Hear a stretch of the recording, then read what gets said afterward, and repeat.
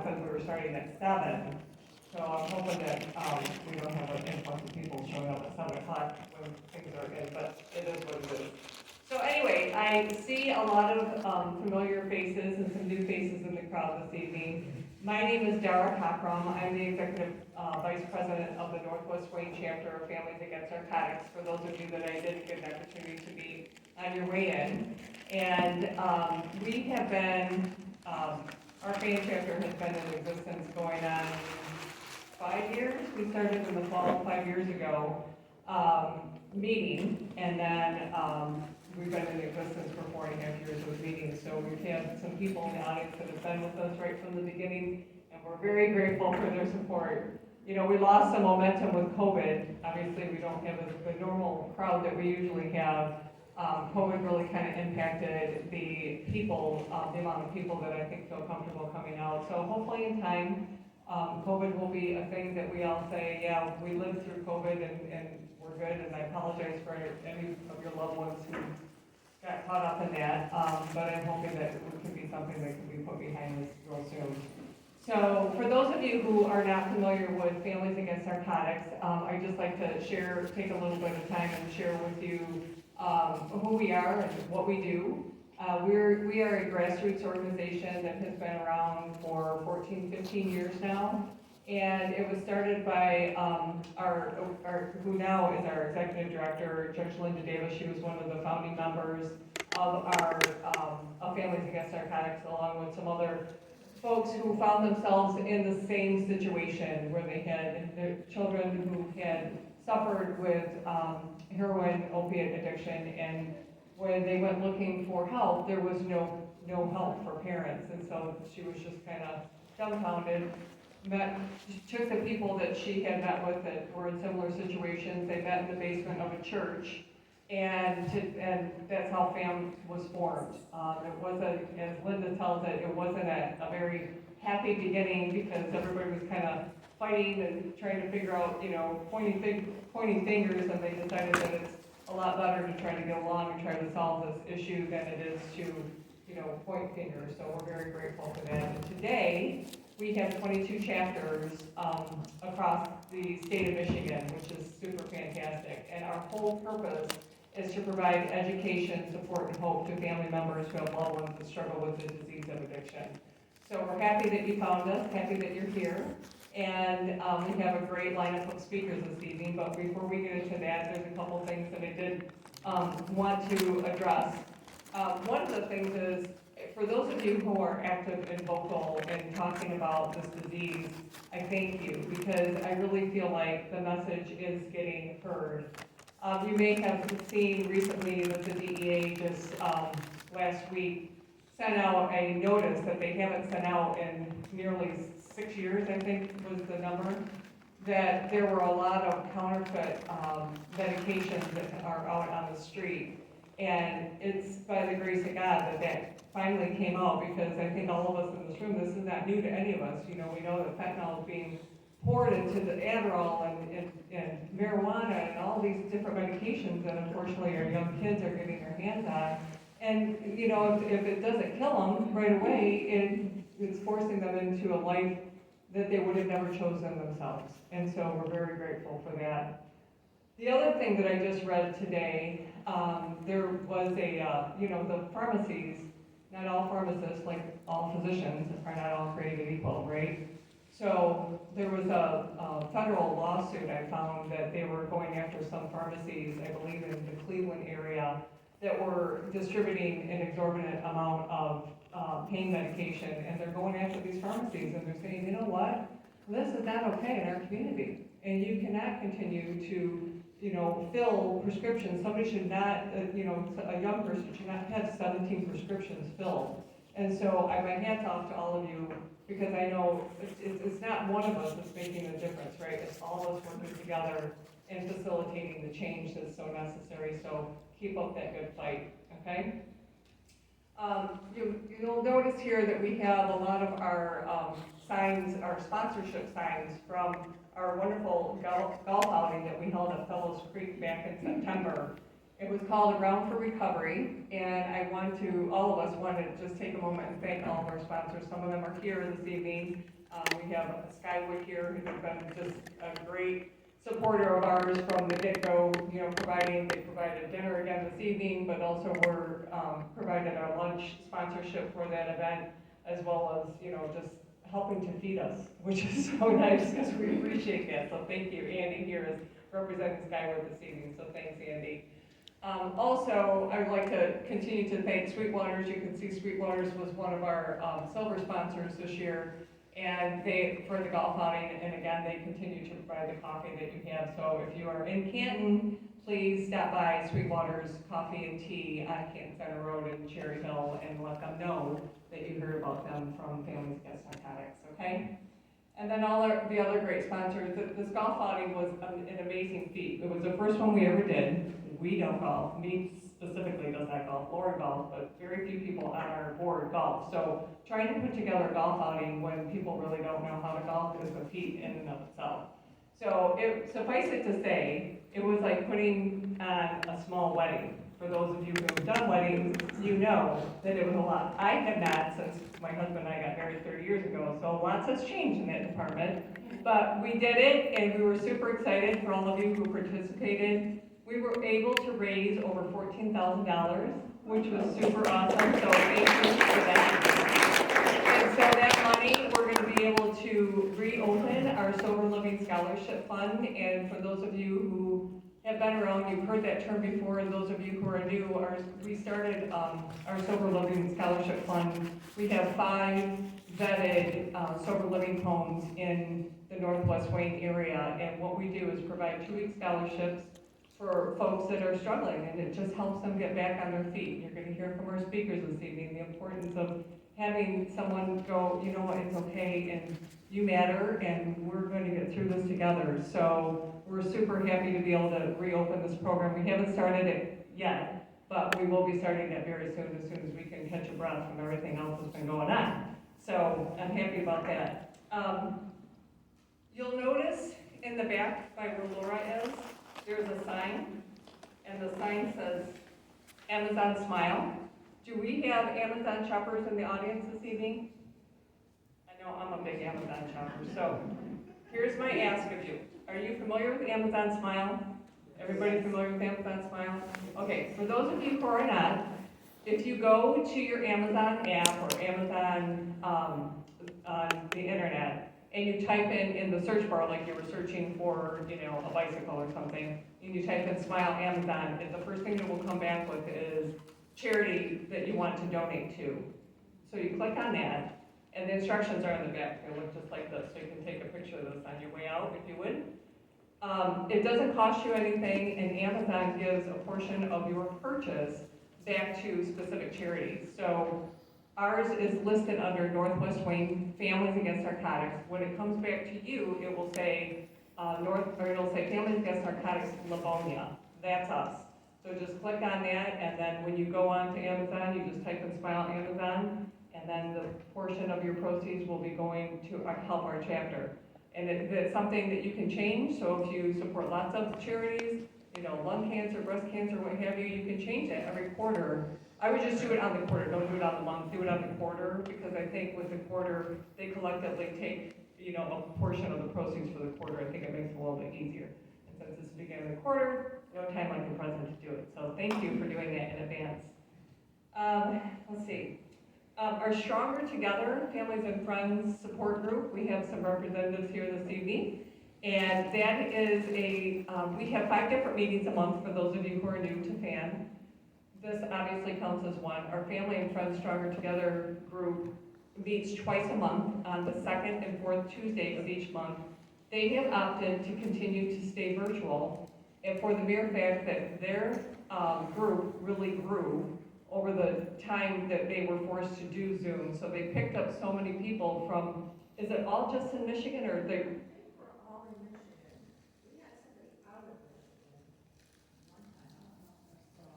All in Michigan. All over Michigan, the UP, exactly. Bay City. Yeah, that's fantastic. So we find, so this group is great because what they do is they don't just get together and talk about the issues that they're living with. They actually, well, that's part of it, but they only meet for an hour, so it makes it very doable. The other thing is that they have a program in place that is like, it's a 12-step. So Jackie Sanders actually wrote this protocol, and it's a 12-step protocol for the families that are in there. So what it does, as opposed to having the families go in and, you know, talk about how painful the life has been for them for God knows how many years, they're able to follow a program that actually helps them get stronger, thus the name Stronger Together. Because that's the whole point, is that, you know, you can really only have control over you and how you can, the stronger you are, the more support you're gonna be to your loved ones. So it's really a beautiful program and has done nothing but grown over the past 4.5 years that we have been in existence. So we thank you very much for that. We also have a grief support group that meets on the first and third Monday of each month. Tuesday? Oh, I'm sorry. First and third Tuesday of each month at the PC Alamo Club. Thanks for that clarification, Lisa.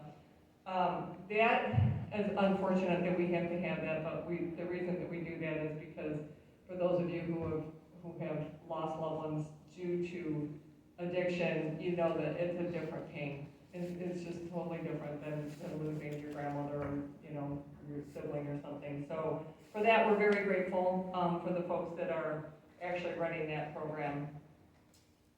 This evening, I would like to introduce our speakers. We have two great speakers this evening. Amy Buchanan, I think, you want to go first, Amy? Or did it matter? I think we can, David's going to go first? Okay. I'll introduce you both, and then you can come up. Okay, so Amy Buchanan is the former assistant principal at Smith Middle School in Troy. She's the current business manager for Rivers Bend PC, an outpatient behavioral health treatment center in Troy. And David Clayton is one of our very own from FAN. He is the program director for a new program he's going to share a little bit about this evening called Harmless. And I think that you guys will find this to be very interesting, especially those of you who are an advocate of harm reduction, because I think every step that we can take to help somebody get on the path of recovery is a good thing. So it's an initiative focused on harm reduction as well as the outreach coordinator for Families Against Narcotics. Aside from overseeing the Harmless support team, David spends his time presenting to a wide variety of groups, from high school students to hospital personnel, from medical conferences to athletic programs, and from businesses to university students and faculty. Along with being a person in long-term recovery, David serves as a director for the Macomb County Anti-Human Trafficking Task Force, president of the Macomb Community Adult Drug Court nonprofit, and vice president of My Care Health Center. And in his free time, we get him this evening. So thank you, David. So why don't you come on up? Let's give David a round of applause.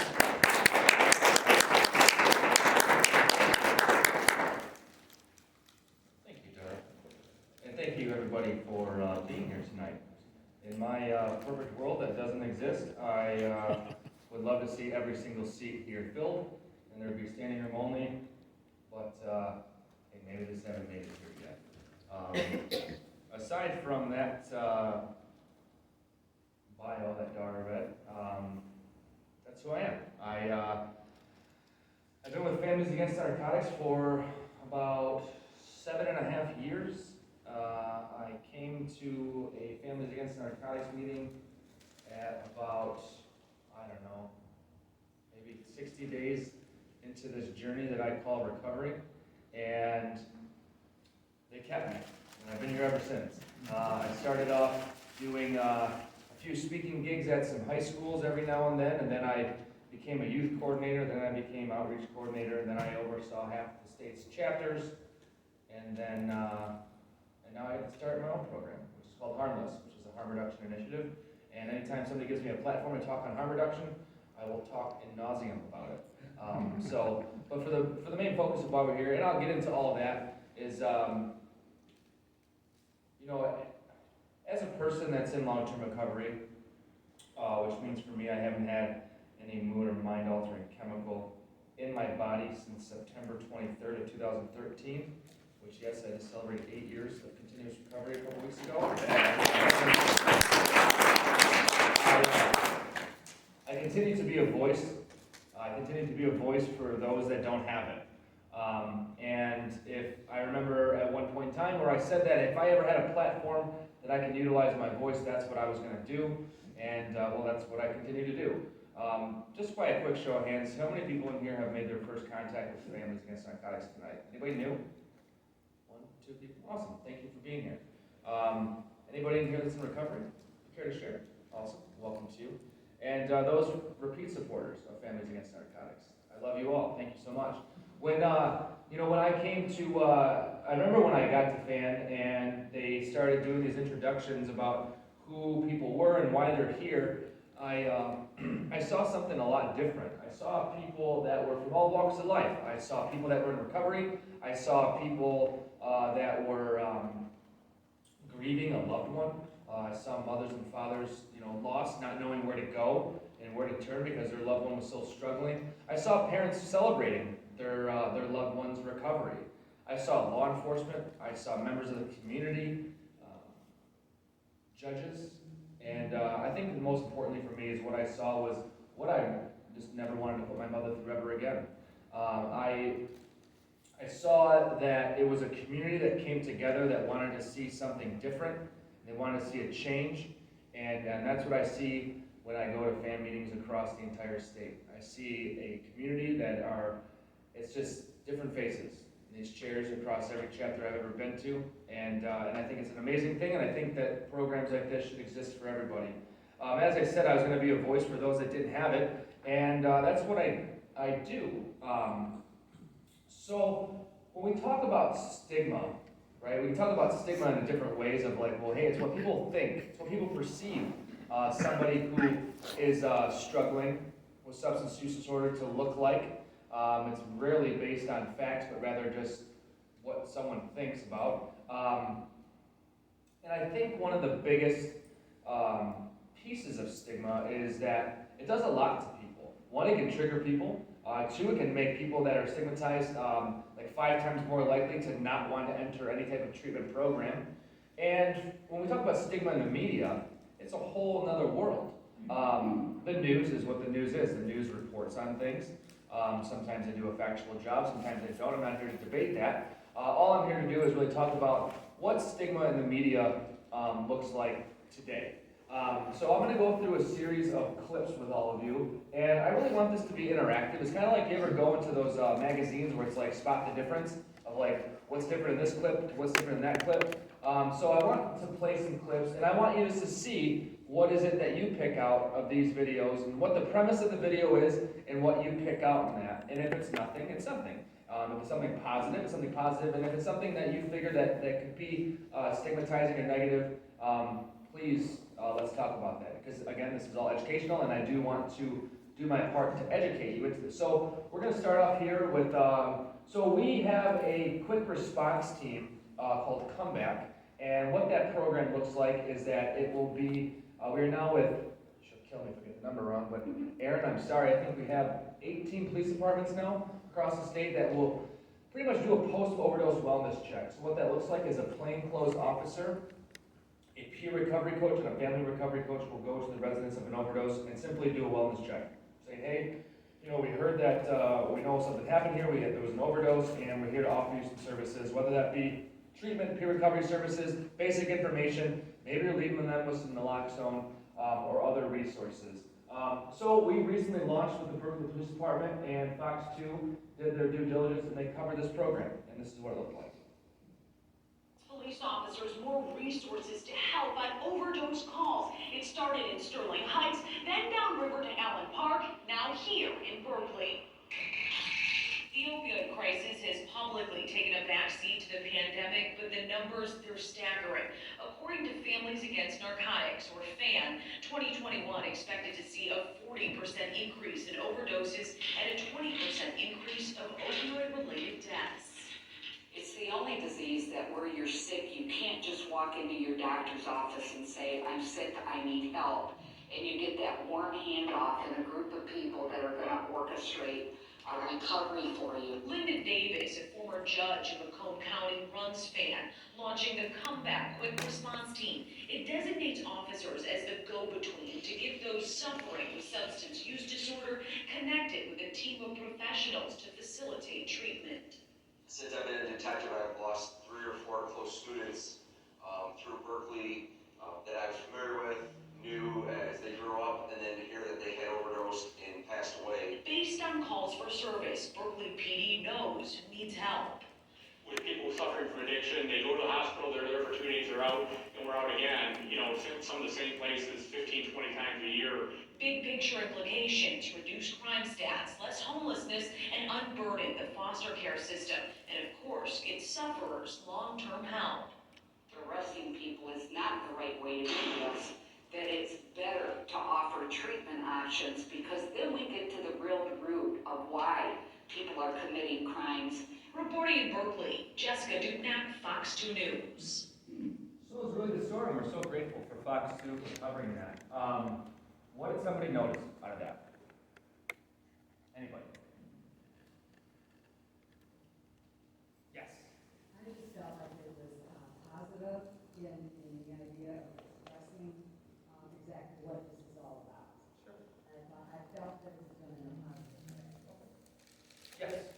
Looking at the person that has the addiction, not as a bad person, but just somebody that could use help instead of knocking down and then try to help them.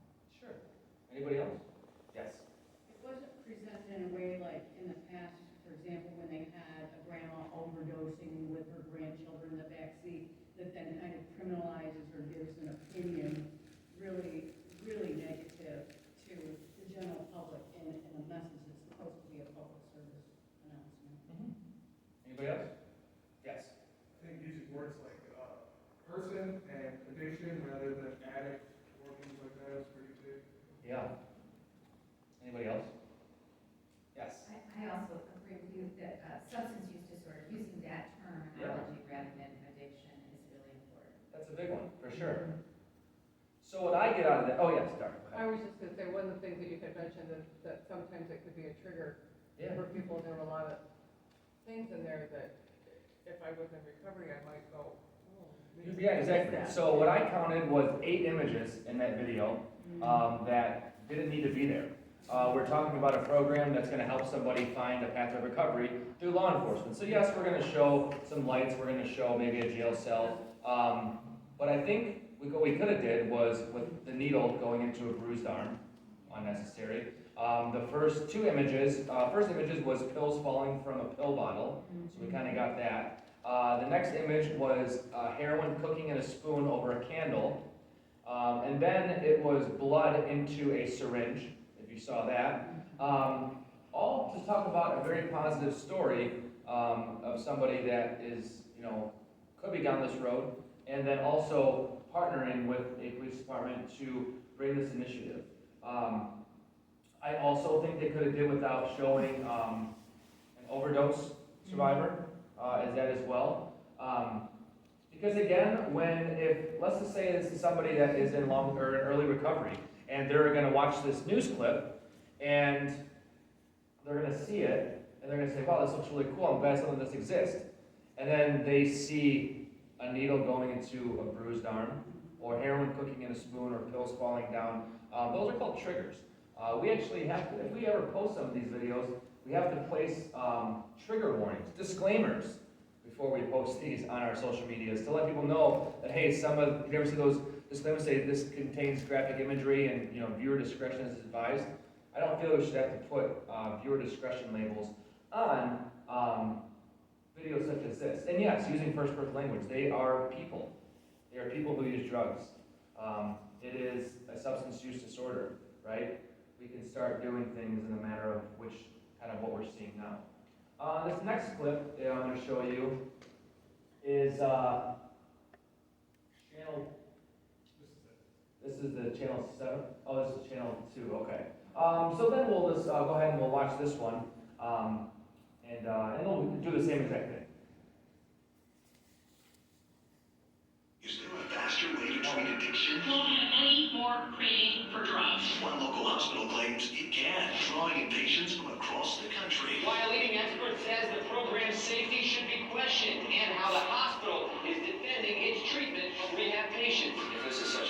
why isn't everybody else jumping on board with it? How this program really works and why a former addict says the benefits don't outweigh the risks. Just because you drive somebody out, you're not changing anything. Rapid Detox, Monday at 6. So let me give you a little bit of background on this story. So Channel 7 had contacted me and they said, hey, we're doing this story on this place called Advanced Rapid Detox. We are totally against it, and we want to have somebody that is an advocate to talk about this. And I said, okay. I'm like, well, I don't really know a whole lot about it. Oh, that's okay. We're going to come, and we just want to kind of get your perspective, because you're in recovery, right? And I said, yeah. They go, we want to come get your perspective on all this, and we're going to air it. I go, okay. So Simon Chiquette comes to my home, sits at my kitchen table, and goes, we're just having a conversation here, and we're just going to kind of talk about what this is all about. Do you know about Advanced Rapid Detox? And I said, no. He goes, well, this is what it is, right? And he gives me in this, and I don't want to quote him, but pretty much what he said was, this is a place that someone can go, and they can go through all of their withdrawals through opiate addiction under anesthesia and be free from addiction in the matter of no time. And I go, well, all right. I'd never heard of such a thing before. I think I remember hearing something about it, but I didn't know that was like around Michigan. And then I said, okay, well, we can kind of talk, and I just figure I'd give you who I am and where I'm from and what I do for a living now, and we're going to go from there. He goes, perfect, that's all we want to know. And he goes, so tell me your name, and, spell your name and your first name and last name and your title. And I said, okay. And I told him my time I was a regional director, and I was a person in long-term recovery, and he goes, okay, well, so about this Advanced Rapid Detox, tell me your thoughts on it. And I said, well, I'm just going to say it again. I said, I don't know enough about it to even give my own opinion. I guess, but I go, from what you kind of told me is, if really I would like to know that if it's such a success, why isn't everybody jumping on board with it? And then I went on to say, because in my world, in where I come from in recovery, that I know that recovery is a lifelong thing. And I know that, I've been there and I've been in jail and I've been dried out, but there's so much more than that. So when they aired it, they said, when it went on the news, this was the clip leading up to it, they said, and hear from a skeptic from Families Against Narcotics, cut to, if it's such a success, why isn't everybody jumping on board with it? I dealt with probably 3 weeks worth of hate mail and constant attack by the hospital in itself. When they put the clip there on Facebook to promote it, it said, hear from an addict about this program. So then I got Simon Chiquette's number, and I was like, hi, and I said, it's David. And I said, you need to change this title because I told you that I am a regional director and a person in long-term recovery, and that's who I am. Oh, I'm so sorry, the social media people got to that, I'll change it. So then they changed my title to recovery expert, which I'm not an expert in recovery by any means. And then I called him again and said, take the article down now, I do not want it aired. So then finally, after saying that, they said, okay, we will go ahead and we'll change this person to long-term recovery. So go ahead and play that clip one more time.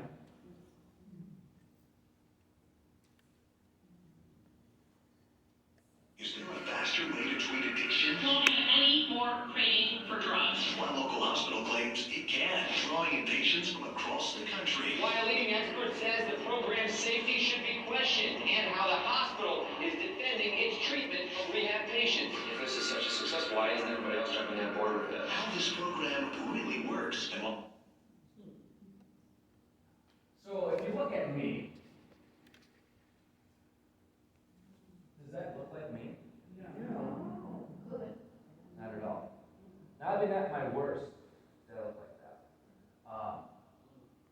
So then they go on to say, hear from a former addict. A former addict says the benefits don't outweigh the risk. So one, I never said the benefits don't outweigh the risks. But I'm an expert. Just because you drive somebody out, you're not changing anything. Rapid Detox, Monday at 6. So the way the media portrayed things in that story was they took my words and they twisted them into what they wanted it to be, because why? It draws people in. They go, I'm gonna watch that. Yeah, I dealt with about 3 weeks of hate mail because of that. I was called, well, if you go on social media, you kind of know what people call people when they disagree with them. And I said, I didn't say any of that. And they said, well, it's on the news, and that's what you said. Fan got lit up for that because I was the face of Families Against Narcotics.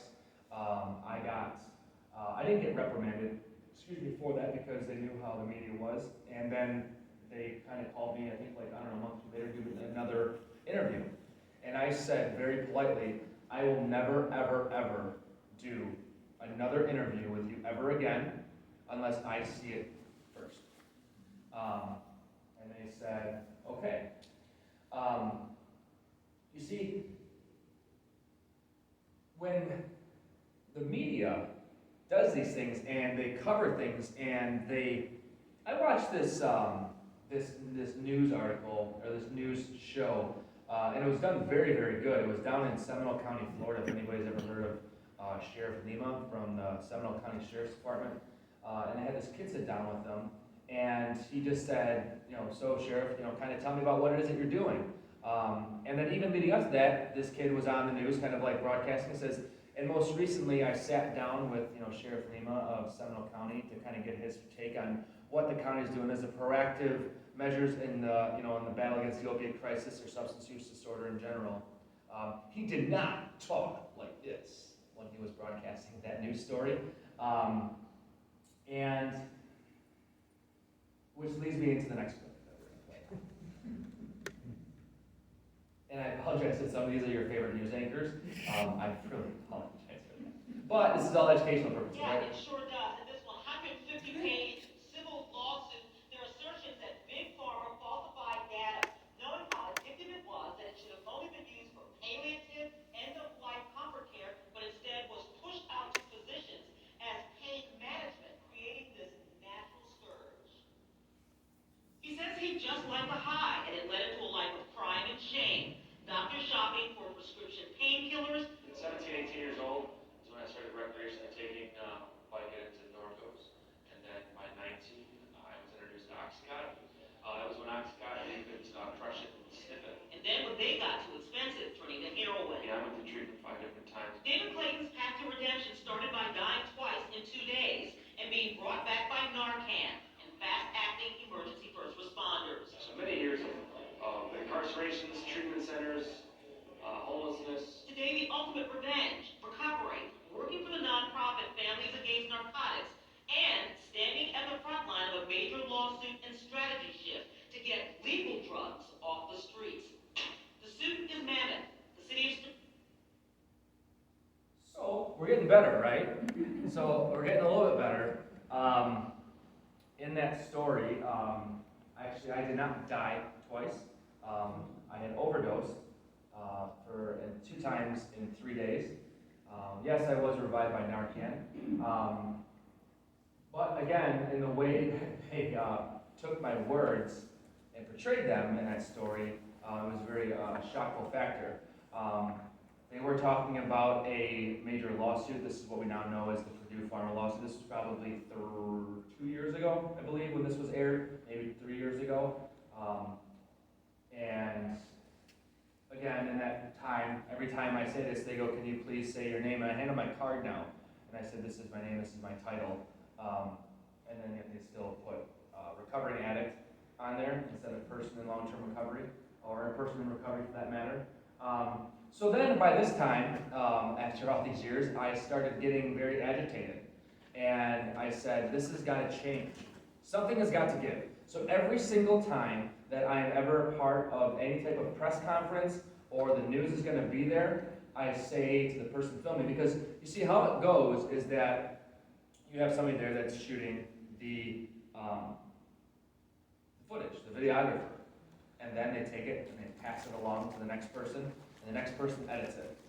So what they do is they'll say, hey, what is this story about? It's about drugs. Okay, well now they know, okay, it's going to be about the opiate crisis. So they go into their little database and they type in heroin. And then it pulls up everything that has to do with heroin. The needles in the arms, the blood in the syringe, the heroin cooking in a spoon, the spoon over the candle, and they say, oh, we're gonna drag that in there, we're gonna drag that in there, we're gonna drag that in there. Well, I ask you this much, on Fox 2's level, they have this database. So it's the very top of Fox News that goes to every single Fox News in the entire nation. They all use the same exact database. And I said, well, how about this, Fox 2? Because finally I got up to their vice president of Fox 2 Detroit. And I said, what do we have to do? We will give you footage. We'll give you stock footage. We'll even buy footage off, it's called Adobe Creator. We'll buy footage off Adobe and give it to you. No, we can't use that. It has to be footage that we shot. And I said, well, where are you getting these images from? I go, so you mean to tell me at one point in time you're videotaping somebody overdosing or you're videotaping someone sticking a needle in their arm? And they said, well, yeah, that could very well be our footage. It could be somewhere from LA in Skid Row. It could be from anywhere, Chicago, who knows? But it's all in one database. And I said, well, it doesn't sound right because then we're not really, if we're airing something happening in LA, then it's a little bit different than what's happening in Michigan, right?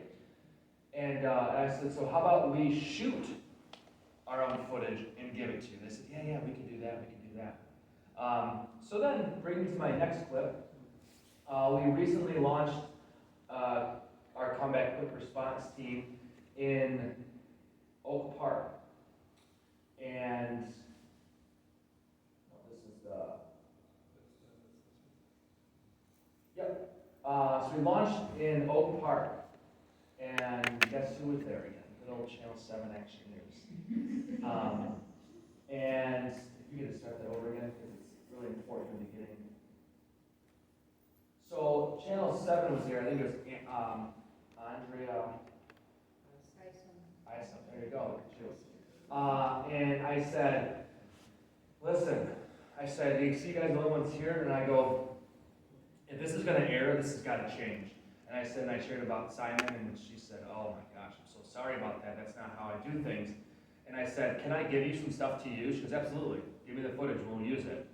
And I said, okay. So I emailed her everything, and this is what good old Channel 7 Well, the came up with. opioid epidemic has skyrocketed during the COVID-19 pandemic. But in this story, we don't want to show videos and pictures you're used to seeing when it comes to people battling addiction, because those who are suffering and the people who love them want to get beyond those images and focus on real ways of solving the problem. And as our Andrea Eisen found out, that's exactly what's happening in Oak Park today.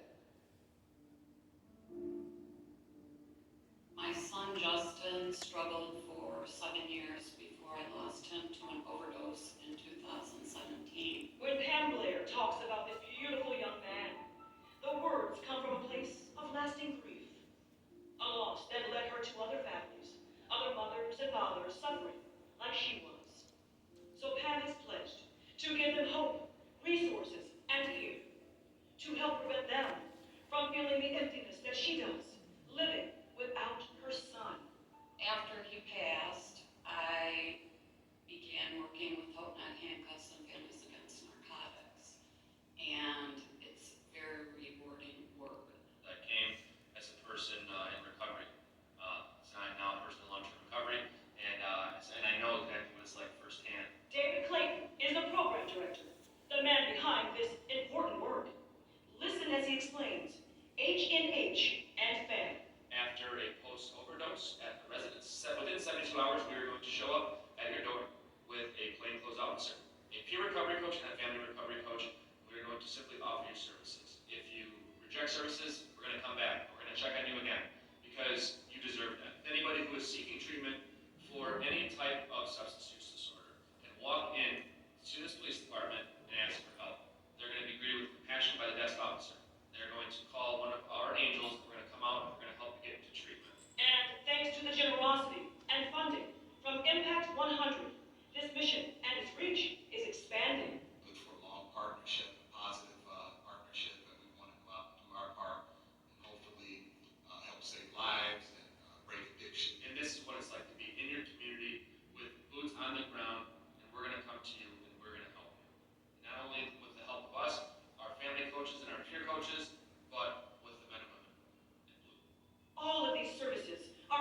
charge, and there are so many ways to receive it. Please visit our website, wxyz.com, for all of that information. Because everyone you see here is committed to connecting with you throughout your journey to recovery. In Oak Park, I'm Andrea Isom, 7 Action News. Tiger season is over. Right? So if that doesn't make you feel like, hey, so if I know somebody that is wanting to get help, I know exactly where to go, right? In that video, you did not see one stigmatizing image. You actually saw a video that fans put together.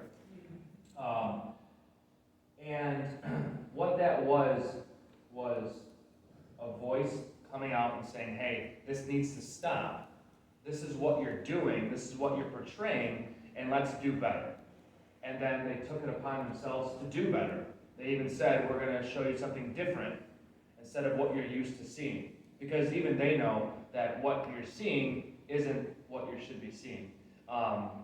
If I saw that and I knew that someone, a friend or a loved one was struggling with substance use disorder, I would exactly know where to go, A, if I lived in that area, or I have now access to their website, and it wasn't a scare tactic. It was a very warm, well put together video, and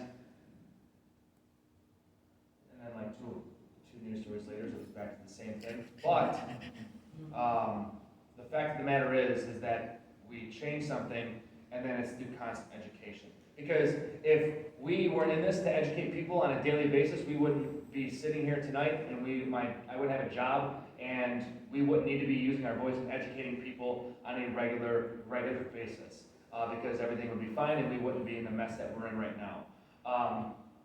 So then finally, I said, you know what? I was like, I got Channel 7, so I'm just going to start pitting them against each other. And I'm going to say, hey, so I started cold calling Fox 2, literally. And I called them, like, their report a story. And I was like, and as the phone, I'm like, and I got editors' names from the article. And I'm like, oh yeah, hey, this is David Clayton. Speaking to Kevin, please. Like I knew who Kevin was. And they're like, I'm sorry, do you have a story to report? And I'm like, yeah, I just got to talk to Kevin. He knows. And they're like, this is to report a story. And I was like, okay, and I told him. He's like, oh, it's a great idea. Here, I'm going to give you the person's email address to email. Like, okay. And it was literally like, report a story at fox2detroit.com. So I'm like, getting nowhere. So then I emailed that and got nothing. And then I'm like, all right, what's my next course of action? Who can I find? So I'm like spending hours and hours and hours trying to find who I can get to. And I remember, Roop Raj. So Roop was our MC at our Run Drugs Out of Town a few years ago. So I emailed Roop. And I just said, hey Roop, David Clayton here. I haven't talked to you. Thank you so much for doing the Run Out of Town. I remember we talked for a while. But I made it seem like I talked to him for a long time at that Run Drugs Out of Town, and I just said, hey, this is what I wanted to do. He instantly called me. And he goes, I wanted to call you because I didn't think that this would be a good topic to go back and forth over email. And I told him what I wanted to do. And he said, absolutely.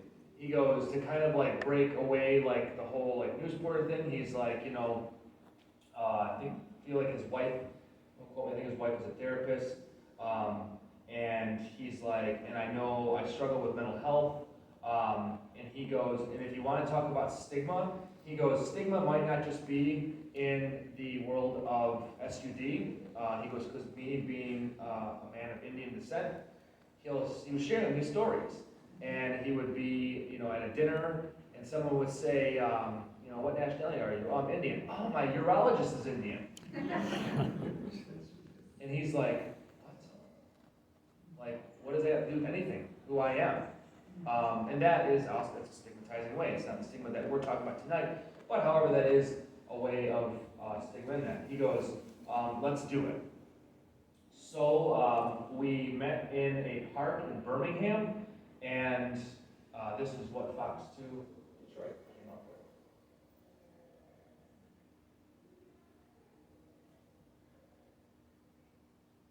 You know, if we can all do a little bit more and perhaps do a little bit better together every day, we can make a difference. That's the idea of this initiative. The hope is to squash the stigma by us taking a bit of the time and the responsibility to really think about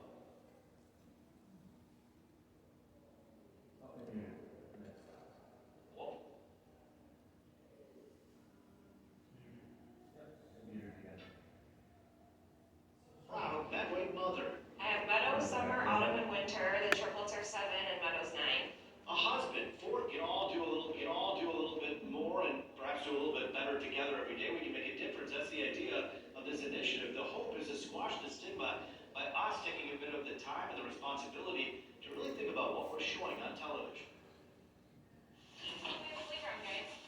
Bree Rowe is a proud Metro Detroit mother. I have Meadows, summer, autumn, and winter. The triplets are 7 and Meadows 9. A husband, 4 kids, a new house, and working on a degree to become a social worker. A new lease on life. Their dreams are coming true and my kids are safe and healthy, so that's all I can ask for, really. Life is good. Yeah, life is good, yeah. It wasn't always good. Bree was dealing with an addiction battle with heroin. I've been sober a little over 7 years now. I got sober on December 25th of 2013. Prior to that, I had my 4 daughters. I was a heroin addict. I struggled with substance use disorder for 5 or 6 years before having my children. Unfortunately, it just is not the case where you have kids and all of a sudden these issues disappear. There was still a lot of help that I needed. She got what she needed to begin healing. She got custody of her kids again. She's officially in recovery. But what isn't helpful is what the media has been showing every time a story about recovery was aired on local and national television.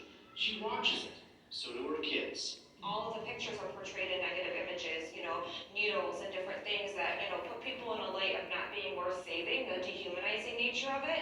That's what they're seeing, and that's not what they know to their mom to be. They know that their mom was worth saving. They know that their mom was worth getting the resources. They know that their mom is a happy, healthy person outside of mental health and substance use disorder. The media will cover positive stories about substance use disorder, about these great programmings that we're doing with Families Against Narcotics, and then they'll cut to a needle and a spoon, or a needle going into an arm, or pills slowly falling out of a pill bottle. Images that are not only stigmatizing, but also triggering to someone who's in recovery. And so David Clayton with Families Against Narcotics, or FAN, is on a mission to change how the media, yes, us, and other TV stations in Michigan portray stories of recovery. When we talk about, untreated mental illness or suicide prevention, we're not showing nooses, we're not showing guns. When we talk about diabetes, we're not showing somebody stuffing their face with unhealthy food. But for some reason, when we talk about substance use disorder, this is what we show. So Clayton put out the challenge: change how we use imagery on television to portray people who are just like us, who happen to be in recovery. That homeless person on the corner with empty beer bottles and needles and spoons around you. Like, you are a human, you deserve better, you deserve those things, and you deserve the resources to become available to you. So many things are painted in this horrible light, but there's this beautiful life of recovery that comes after it. And if you're looking for more information on the work that they do at FAN, just go to familiesagainstnarcotics.org. So, again, and the point that I made is that, we'll see a lot of stories about suicide prevention or untreated mental illness. And we don't show, a noose in a closet or a gun. I take mental health and suicide prevention very serious. I've lost a lot of loved ones and close friends to suicide. And we just don't show that. They don't show that on the news. But when we talk about substance use disorder, that's what we show. And so now every time that there is somebody there from the media at any type of event, we had Fox 2 at our overdose awareness night. And I said, this is what will not be shown. And I talked to pretty much got this reporter in the corner. And they didn't cover it. They covered it, they videotaped it, but they didn't air it. And that's fine. I'd rather than not air something than disrespect the people that I love and care about. because they want to get media, they want to get views, they want to get, people that tune in. The only ones that can make this different are the ones who have a voice, because the ones that don't have a voice, they feel like, hey, I'm not worthy enough, what does this even matter? It's got nothing to do with me. Bree's a very good friend of mine. All 4 of them women in that video are all friends of mine. They're all in recovery, and none of them are painted in a negative light. Bree even said into that even that person that is homeless and that is on the streets surrounded by syringes or beer bottles, they are still a human being and they're still worth something. And that can't be more true. There is so much that we can do that we don't know. I mean, especially now in today's world, people are kind of challenging everybody, right? And I feel that if we don't stand up for this and we don't do something about stigma in the media, sometimes people say, hey, at least they're covering it. I'd rather them not cover it than show stuff like we saw in the first 3 clips. Some might call me over-opinionated, but I feel that as long as I have this voice and have this platform to make some sort of difference, that's what I'm going to do. Because in those last 2 news clips, and listen, ever since these aired, don't think that every single news article or news footage that you see on Fox 2, 4, or 7 is going to be just like these, because they're not. They get forgotten about in a matter of days because somebody else edited it, is what ended up happening. But at the same time, at least we made some sort of headway, and my goal is to get to the very top of Fox 2, which I'll get there eventually. I know that I will, to stop using what we're seeing right now. Before I get into my next little bit of a spiel, before I turn things over to Amy, does anybody have any questions about anything that they saw, any input, or anything as such? Yes? I'm just wondering, with the crisis at the border in the media, could there be some kind of political situation going on, where they're not really supporting the group, your group? Could there be some kind of correlation between what's happening at the border with the cartels bringing in all their narcotics and, they seem like they don't want, the government doesn't want to really address this issue, and it's getting worse. I don't think that has anything to do with anything that's on the news, in my opinion. I feel that they're covering things, and kind of what we're talking about is what they are covering is it could be better. I don't think it has to do anything with politics or anything as such. Okay, thank you. You're welcome. Yes? I feel like these segments that we've seen that are really good, they will, I think it's so important to keep them coming, because I think that they help family members too see this humanizing and this kind of approach, rather than, the dehumanizing, and then just giving up, or just saying, just get out, just leave, I can't deal with you, because, it's obvious you're, in the media, it's showing that you're just this, this is an awful, terrible thing. So if we can see more care coming from the media versus just how devastating it can be, and more approaches to better care and treatment and help, then I think more families will be assisted in their approach to assisting their loved ones, which has not been the case. Yeah, it makes you think now, right, when you watch those, because the first ones you're kind of like, that was well put together.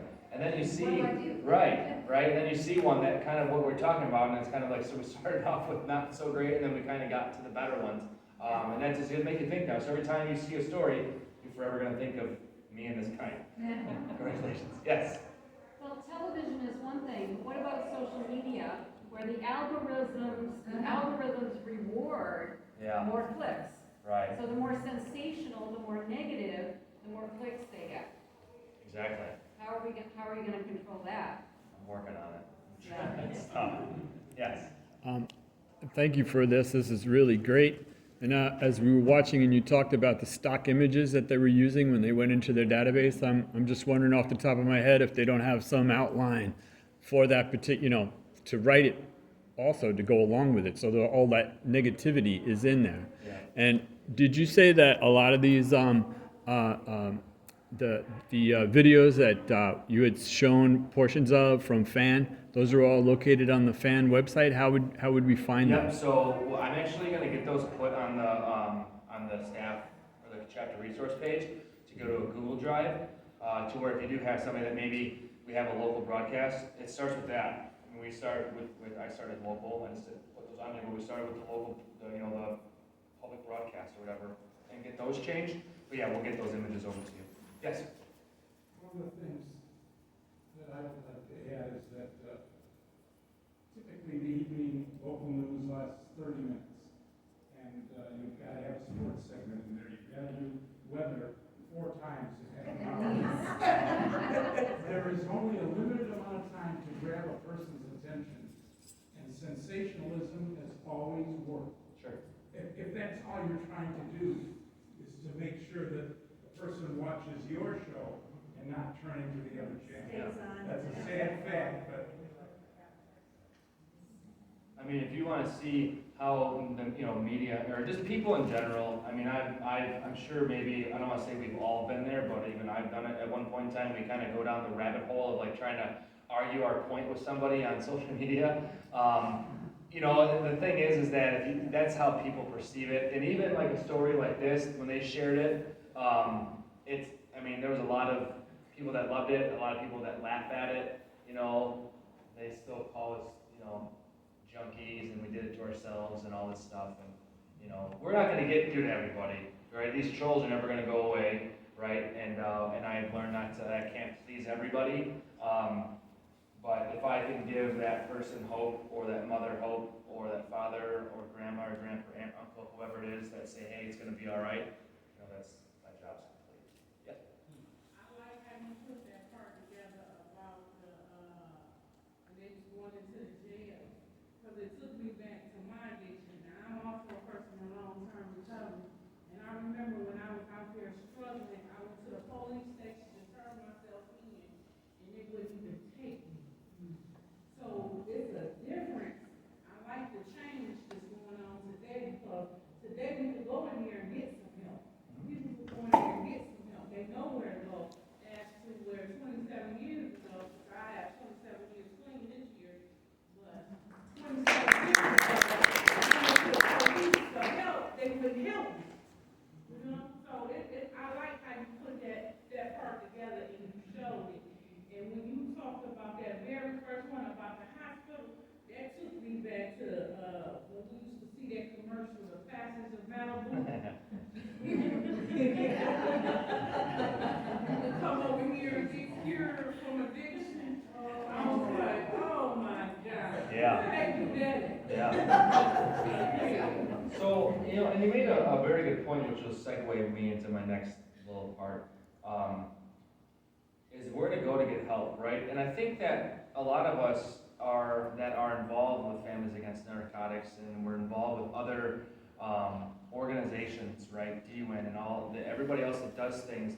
We're like, treatment, I'm not going to get on the whole topic about how treatment is in the state of Michigan. That's for another day.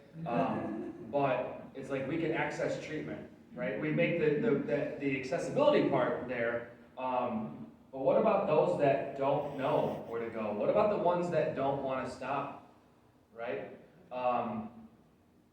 My whole thing is that a couple years ago, maybe a year and a half ago, we lost a year, right? I said to myself, and I said, why do I have to wait? Why do we have to wait until somebody musters up enough courage to walk into a police department to ask for help? Why do I have to wait? Why do we have to wait until somebody overdoses to get a post-overdose wellness call? What about the people that we're missing? And we're missing a lot of people. So I dove into this world a couple years ago now that I had in my head of harm harm reduction, and what harm reduction is. For those that don't know what harm reduction is, usually when people hear about harm reduction, they say, oh, you mean a needle exchange, and then that's where it stops. It does not go any farther than that, and that's where their opinion stops, and that's what they think it is.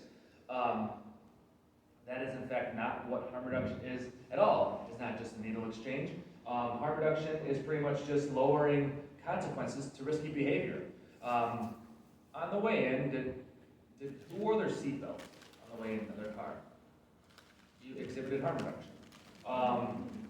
Does anybody burn easy in the sun in here? Do you wear sunscreen? You exhibit harm reduction. Wearing a mask during a pandemic, that's harm reduction. Wearing a life jacket during water activities, that's harm reduction.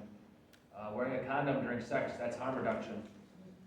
But then when we talk about harm reduction in SUD, kind of how we did it with media, it goes, oh, you run a needle exchange, and that's where it stops. The first principle in harm reduction is that licit and illicit drug use, so legal and illegal drug use is a reality. It's happening, right? And we can either condemn it, which is what we've been doing for decades and decades and decades, or we can simply meet people where they are at and provide them with the necessary means to stay relatively safe while they're still exhibiting in drug use.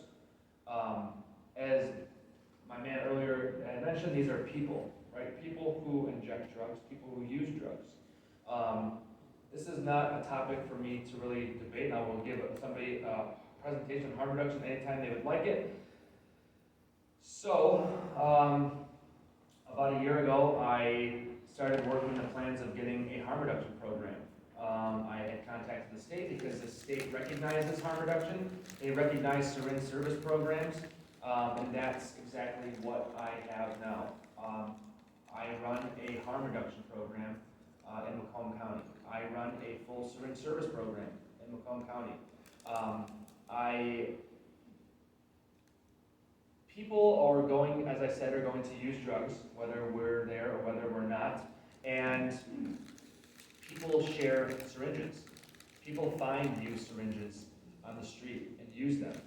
Hepatitis C, HIV, endocarditis, abscesses, other nasty things that come along with unsterile intravenous injection comes along. So back in May, I started Harmless, which is our harm reduction support team. I had a team of myself and some coordinators that go out into an area of Macomb County, which is a high traffic area for narcotics use, and we meet people where they are at.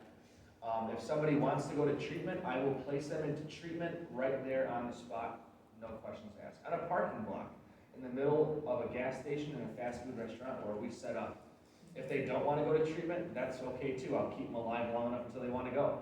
I get Narcan into the hands of people who are using injection drugs because although there is a standing order in the state of Michigan that anybody can access naloxone through a pharmacy, I challenge you. Walk into a pharmacy and ask the pharmacist for naloxone. Say, can I get naloxone, please?